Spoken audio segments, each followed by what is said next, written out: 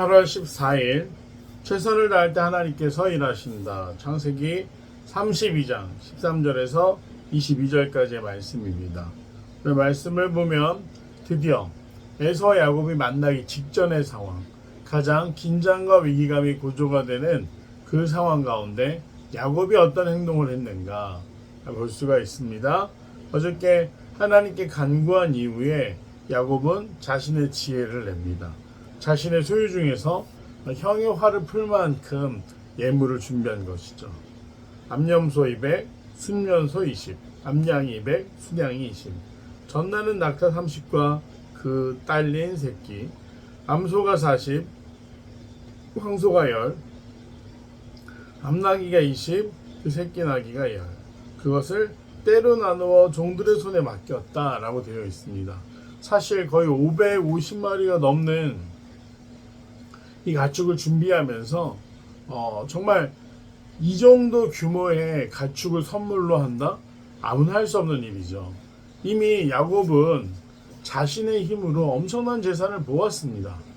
그리고 큰 무리를 이루어 고향으로 돌아오는 중이며 자신이 했던 일들, 형에게 장자의 권한을 빼앗고 속였던 것을 사과하기 위해서 자신의 재산의 막대한 분량을 지금 형에게 선물로 주려고 하고 있습니다.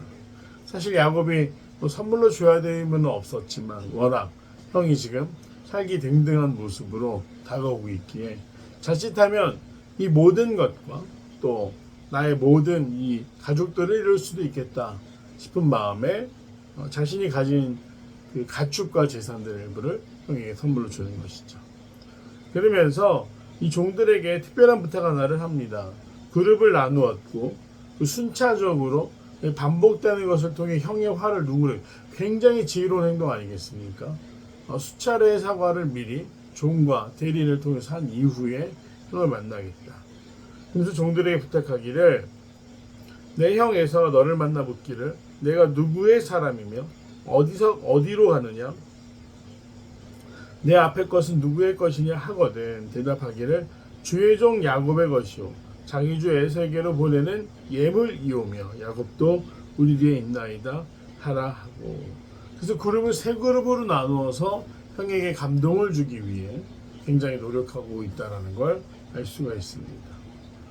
이렇게 말하는 거 세 차례나 반복하면서 형은 나의 주인이 된다. 그리고 내가 예물을 통해 형에게 했던 정말 형에게 상처를 줬던 일들을 용서받고 싶다라고 말하는 반복적인 야곱의 사과.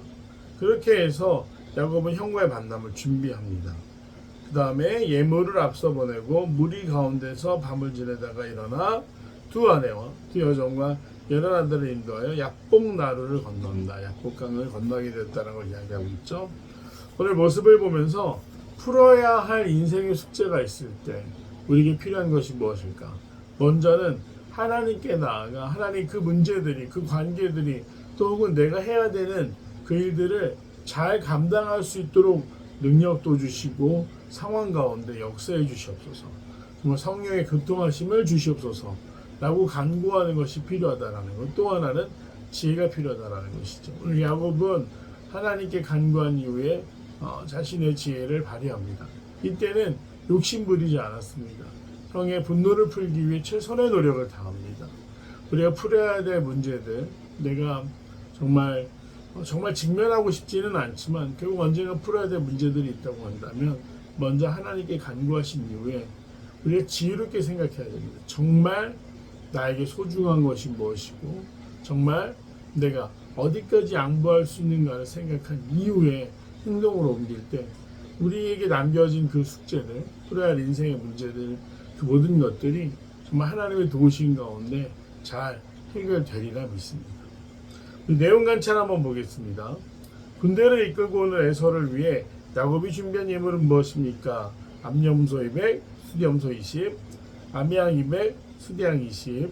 이것만 해도 벌써 440입니다. 거기에 전나는 낙타 30, 그 딸린 새끼들, 암소 40, 황소 10, 또 암나기 20, 새끼 10. 이 모든 것을 했을 때 이 새끼들의 규모는 낙타 새끼들은 구체적으로 적혀져 있지 않기 때문에 어마어마. 오늘만 따져도 사실 뭐 돈으로 환산했을 때 정말 엄청난 금액일 텐데 고대 사회에서 이만큼의 부를 누리고 있다라는 것도 대단하고 또 그것들 중에 일부를 형을 위해 이렇게 준비할 수 있다라는 것도 참 대단합니다. 야곱은 종들에게 에서를 만나면 무슨 말을 하라고 지시합니까? 주의 종 야곱의 것이요 자기 주 에서에게로 보내는 예물이오며 야곱도 우리 뒤에 있나이다 라고 말하게 하죠. 즉 그 예물 선물을 통하여 형의 화를 가라앉히고 나 또한 뒤에 가고 있다. 그렇게 수차례 3번에 걸쳐서 이야기하도록 이 행렬을 조정합니다. 야곱이 예물과 종들을 먼저 보낸 후 뒤따라간 이유는 무엇입니까? 일단은 형의 분노와 화를 다스릴 수 있도록 형이 화를 잘 해결하고 참을 수 있도록 선물을 먼저 보낸 것이고 뒤따라간 건 무엇이냐? 그냥 선물만 보내고 나타나지 않으면 진심으로 느껴지지 않을 겁니다. 그러나 선물을 보낸 후에 자신도 뒤따라가고 있다는 걸 반복하면서 진심으로 제가 볼 때는 이제 야곱이 완전히 성숙하고 또 변화된 모습을 보이고 있죠. 자신의 머리만 의지하고 그 상황만 모면하려고 하는 것이 아니라 직면하도록 결단하고 나아가고 있다. 그렇게 선물을 보낸 후에 뒤따라갔다라는 것을 우리가 해석할 수 있겠습니다. 느낀 점입니다. 에서의 감정을 풀기 위해 자신은 뒤에 있고 선물을 때로 앞세우며 최선을 다하는 야곱을 보며 무엇을 느낍니까? 무엇을 느낄 수 있습니까? 진심이었다는 겁니다. 그냥 뭐 이러다 말지 아니면 이렇게 해서 형의 마음을 좀 누그러뜨리고 나는 나대로 살아야겠다 이런 이기적인 생각이 아니라 이제부터는 진심으로 용서를 구하고 함께 살기를 원하는 마음이 있었을 것이다. 그렇게 우리가 해석할 수 있겠습니다. 결단과 정형입니다. 내가 두려운 일을 만날 때 회피하거나 기도 없이 인간적인 대책만 세웠던 적은 언제입니까? 하나님의 일하심을 믿으며 내가 풀어야 할 문제를 어떤 노력을 하겠습니까? 사실은 기도가 먼저고 그리고 하나님이 주신 지혜로 행동이 나중인데 우리는 행동이 먼저고 그 행동으로 인한 것들을 기도로 하나님이 어떻게 해주셨으면 할 때가 너무나 많습니다. 반드시 기억해야 될 것, 기도가 먼저다. 그리고 하나님이 주신 지혜로 행동으로 옮겨라. 두 가지가 이 순서가 정말 중요하고요. 둘 중에 하나만 한다고 되는 것도 아니고 두 가지가 모두 함께 할 때 우리가 비로소 하나님이 우리를 도우신다. 어떤 상황 가운데 개입하시고 역사하시고 또 그 상황들을 잘 해결해 주시는 것, 그 은혜를 누리기 위해서 필요한 것입니다. 먼저 기도하시고 그 다음에 지혜를 모아 행동으로 옮기실 수 있는 그 결단이 우리 삶 가운데 있기를 간절히 소망합니다. 야곱은 긴 시간 동안 직면하지 못했습니다.